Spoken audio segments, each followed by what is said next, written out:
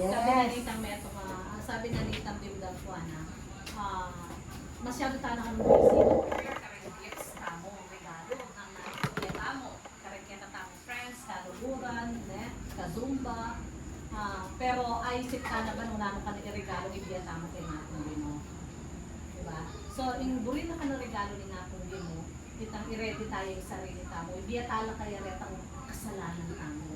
So, nung ating time para makapag-confess, makapag-repent, ito yung buri na kami nga kung ito yung regalo tamo kung mag-repent tayo sa ating kasalanan. And then sa mga kasalanan na yun, matuto tayo makabawi.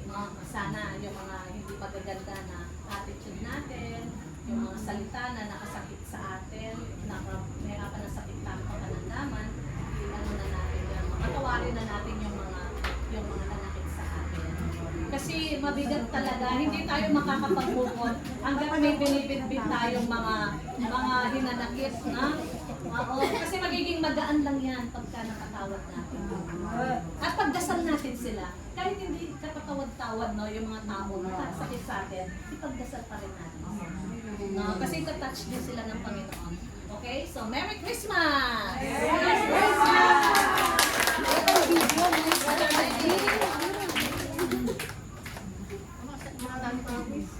Brother Benny?